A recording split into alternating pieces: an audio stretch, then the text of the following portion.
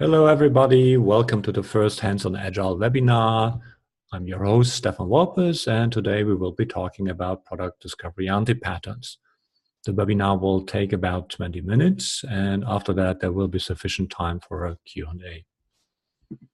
Some background on my person. I've been working the last 12 years as an Agile coach, Scrum Master, and product owner, mostly in fast-growing, venture capital-funded startups, or at the moment, I'm working for a large utility here in Germany.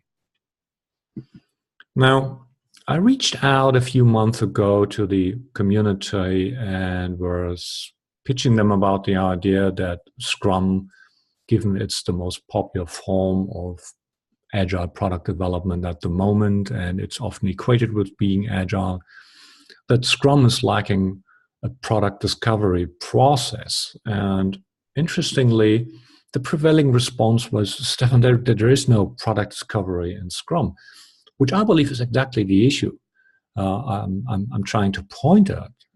Garbage in, garbage out. And in my experience, Scrum is perfectly suited to build something no one is interested in. Because everything at the end comes down to this one mystical creature, the product owner. If we have a look at the Scrum Guide, the product owner is the sole and accountable person who is responsible for optimizing the value of the work of the engineers. So the product owner either has ideas or at least identifies ideas or curates suitable ideas from wherever, and then validates whether those ideas are product backlog worthy or not. Interestingly, this Scrum Guide also states that the product owner may outsource this kind of work to the development team, which I believe is not really helpful to understand the crucial role of the product owner in the Scrum process, particularly on the management side. So in my experience, this approach turns the product owner role into the Achilles heel of the whole process. Even worse, if you remove the product owner as an independent and respected role, for example, you are sticking to your organization's stage gate process, Scrum easily mutates into some sort of quite effective waterfall to zero process. Now, before we go on, let me introduce you to my holistic perspective of agile product development in the post-industrial world. So my mental model starts with a vision on the left side, and you end with delivering code continuously to a resilient system on the right side.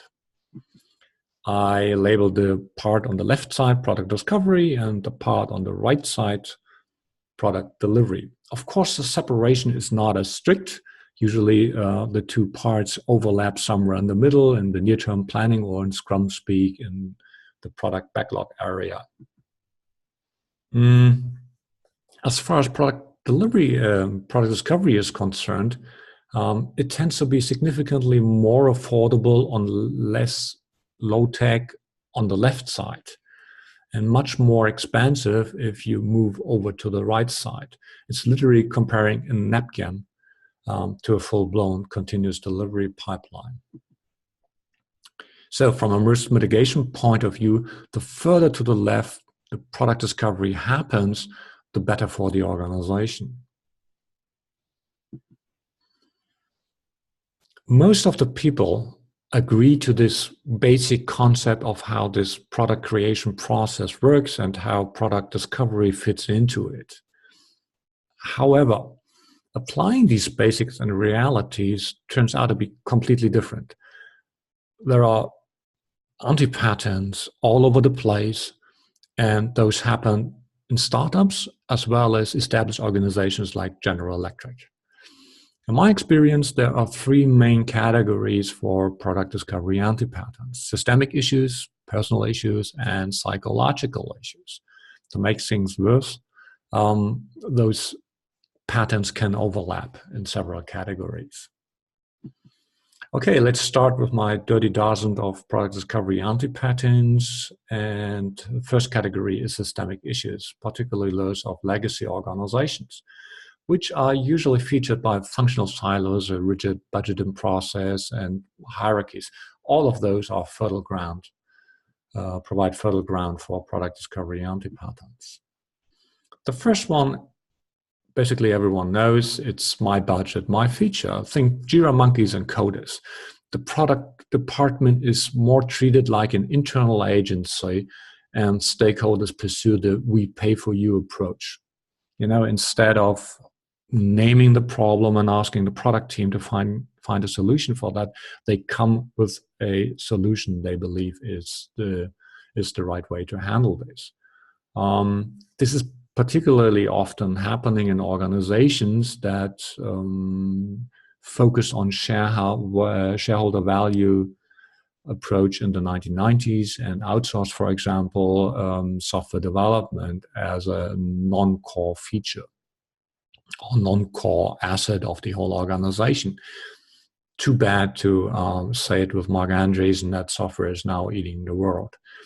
This anti-pattern very often leads to something that is called Conway's laws. You're basically shipping the org chart as the communication structures are incorporated into your product. Very often this results in local optimization efforts within a siloed organization. Number two, speaking of silos. Silos, for example, marketing or sales, insist on channeling communication with customers and users. So the salespeople are preventing product from talking directly with customers, which is making user interviews and user research very problematic, because you always have some kind of handover. There's always some kind of non-direct communication. And mostly this happens because the two different silos here have completely different mental models. While the engineers and the product people want to talk to the customers to understand what their actually challenges and problems are, sales is more concerned with maybe losing a customer because the engineers might say something that the customer does not like. Number three, coders code. Engineers are supposed to deliver code and nothing else. They are not supposed to, for example, talk to customers. Very often under the label that coders are too expensive and too scarce and they shouldn't waste time on talking to customers. I believe this is pure Taylorism at work. It's entirely output oriented. The problem is we're no longer assembling Model Ts, but we go every day somewhere where no one else has gone before. Rule of thumb is coding is less than 30% of the whole product creation effort, and the best way to increase the productivity of the product team is to avoid building unnecessary stuff, features that no one is using. And it is essential for that purpose that the engineers talk to customers. Number four, okay, as a product team, we shouldn't assume a victim role here. We also contribute in some form or another to this whole product anti-pattern, discovery anti-pattern process. For example, there's one issue that regularly triggers frustration on the side of the stakeholders if we are not transparent about how we work, how suggestions, ideas, requirements can actually make it into a sprint and actually being produced. This black box approach reduces stakeholders' willingness to collaborate across the board, thus impeding our product discovery efforts. Next category, personal issues. So personal agendas, I don't think we have to talk about that very often. Pet projects. Pet projects are often stakeholder driven. However, they do not exclusively apply to the middle management. You can also think of gold plating as an engineering approach, or why an exotic new technology suddenly becomes a part of the tech stack. A root cause analysis will probably point to the "what is in for me" syndrome with one or more stakeholders. It could be, for example, a severe optimization effort for the next career step, or the person in question is building something he or she is proud of, which hence is more valuable to them. That's the IKEA effect. projects, in my experience, are always driven by personal intent. This is not necessarily malicious, but there's always something personal about it. The resulting high personal investments can lead to the blame game in case of failure, death marches, or other face-saving techniques at the expense of the organization and the product discovery process. Number 6, HIPPO-ism. So HIPPO stands for highest paid person's opinion. And there's the famous quote of Jim Barksdale of Netscape: if we have data, let's go with the data. If all we have are opinions, let's go with mine. However, there's no scientific proof that the pay grade of an individual is linked to his or her ability to identify what's worth building. Innovation is nowadays a team sport, and the lonesome innovator is a myth, right? Yet submission to the will of the one with a higher status is often very common, maybe except for Google, probably. So, number 7, bonus at risk.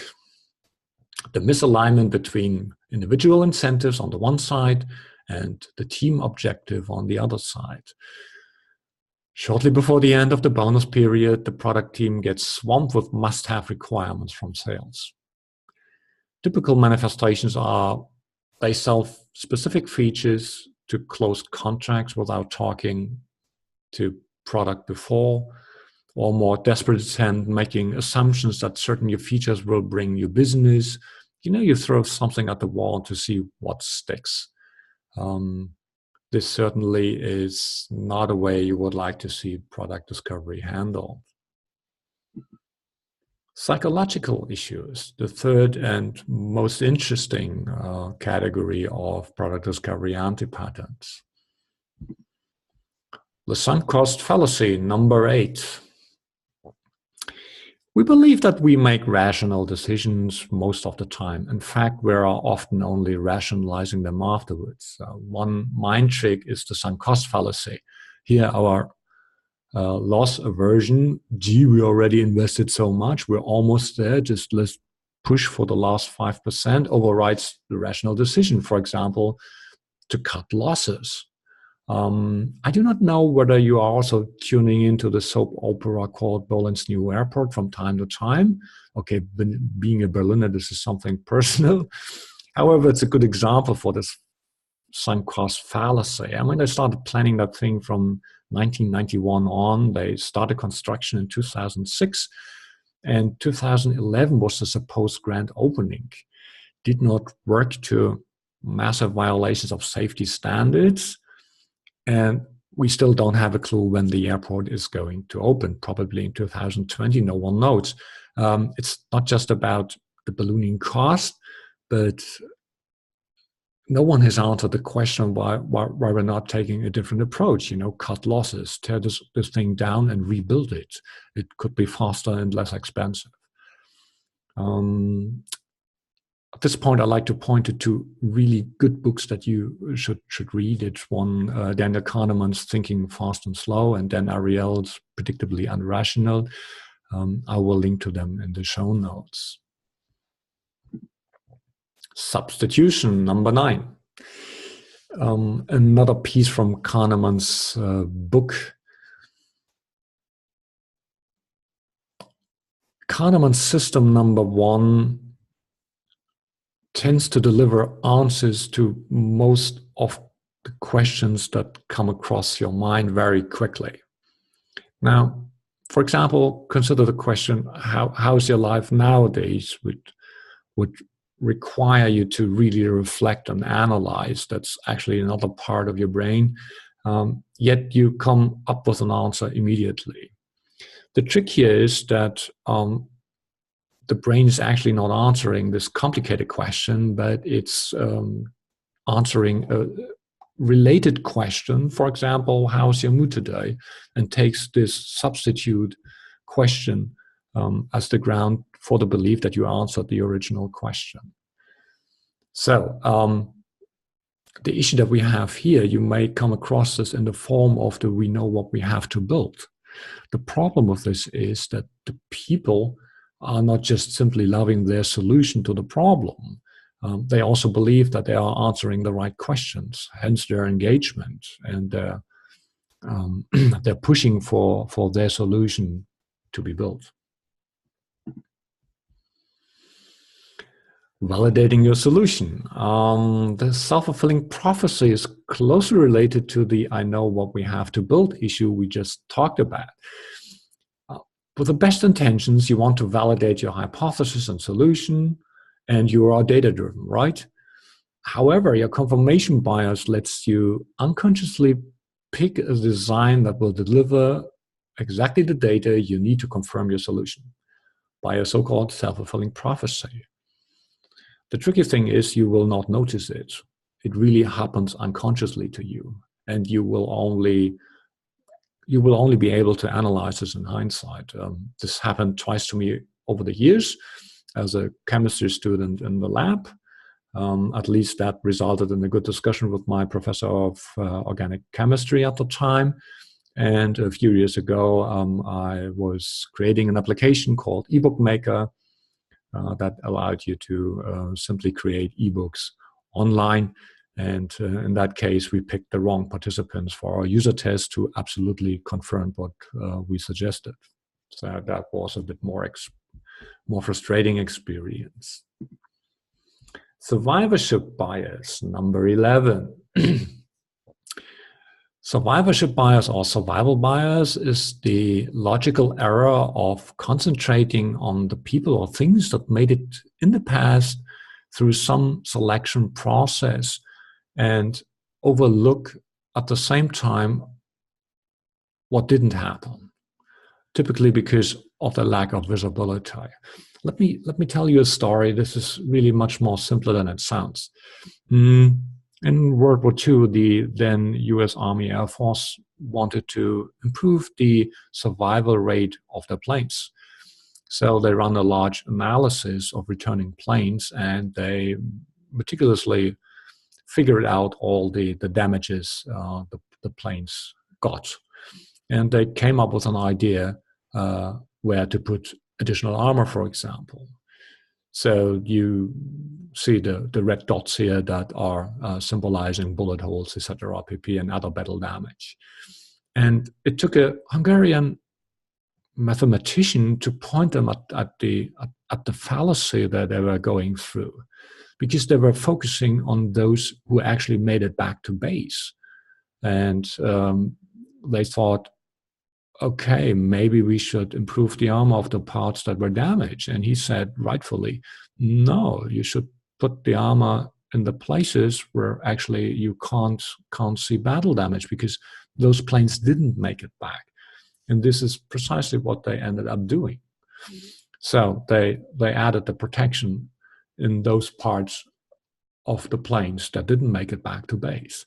And this is a very common pattern that we also see in product management, because data-driven survivorship bias is here also an issue. If you look at your funnels and where you create new users, where you manage to turn people who signed up into paying users, and then at the end you come up with people who are giving you feedback, actually you have no data of your marketing campaign at all. If someone visits your website, you have a bit of data. Maybe someone joins a free trial and you have some data, but the only real data is provided by paying customers. Now, if you intend to grow your user base, maybe you shouldn't focus on the tons of data that you have available, because those people are already paying you. You know, much more interesting would be to go further to the left side, start at the beginning of the funnel and understand better why people are not reacting to a marketing campaign, or why website visitors are not signing up for the product. This is a typical application of the survivorship bias fallacy that we see here. So the last one, number 12, psychological distance. Steve Jobs once said that it's really hard to design products by focus groups. A lot of times people don't know what they want until you show it to them. Psychologists call this effect psychological distance. It's very hard for other people to walk in your shoes. which is also the reason that asking users what they need is usually completely overburdening them. They will probably have no clue what you're asking from them because they don't see it. And even if there is a problem, they probably will most likely not find the right way of framing it. Remember the old saying, if your only tool is a hammer, every problem looks like a nail. This is also the reason why product teams always ask stakeholders to come with the problem to them and not with a presumed solution. I want a link or a button.